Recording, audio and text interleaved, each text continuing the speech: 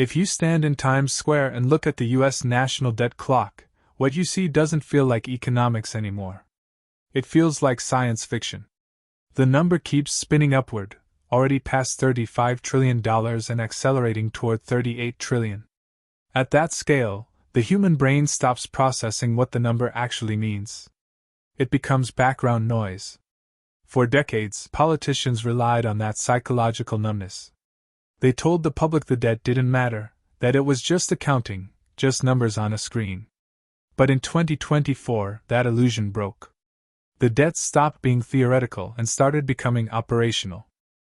To truly grasp the size of this debt, comparisons are necessary. If you stack 38 trillion $1 bills on top of each other, that pile would extend far beyond the moon. Yet even that comparison fails to capture the real issue. The problem is not how big the number is, the problem is how expensive it has become to sustain it. Debt only becomes dangerous when the cost of servicing it overwhelms the system that supports it. And that is exactly where the United States has arrived. For the first time in American history, interest payments on the national debt are larger than the entire defense budget. This is not symbolic, it is structural.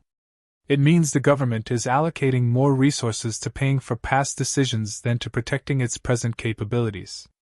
Interest expenses are also larger than major social programs.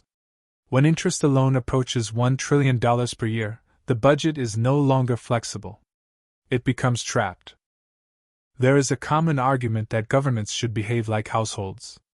But this comparison collapses under scrutiny. A household can reduce expenses, renegotiate debts, or declare bankruptcy. A government cannot. The majority of U.S. federal spending is mandatory, locked in by law and demographics.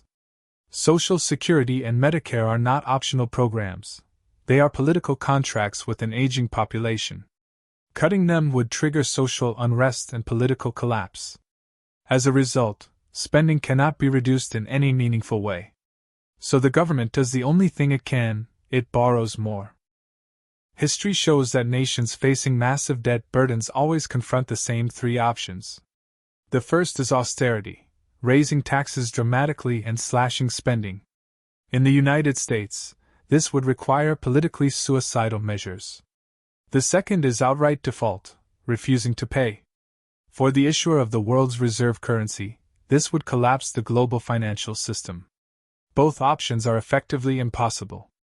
Which leaves the third path, the one chosen by nearly every empire before decline. The soft default does not look like failure. It looks like normalcy. The government honors every obligation, pays every bondholder, and never misses a payment. But it pays with currency that buys less each year. Inflation becomes a tool, not a mistake. By keeping interest rates below the inflation rate, the real value of the debt shrinks quietly. The burden is not eliminated, it is transferred. From the state to the saver. This is the era of fiscal dominance. The Federal Reserve is no longer free to act solely in defense of the currency. If rates rise too high, interest payments explode and the government collapses. Therefore, inflation must be tolerated. Monetary policy becomes subordinate to fiscal survival.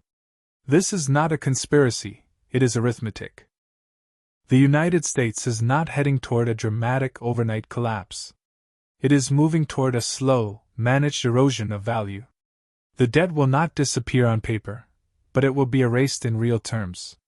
This is not a crash. It is a controlled dilution. Those who understand this will adapt.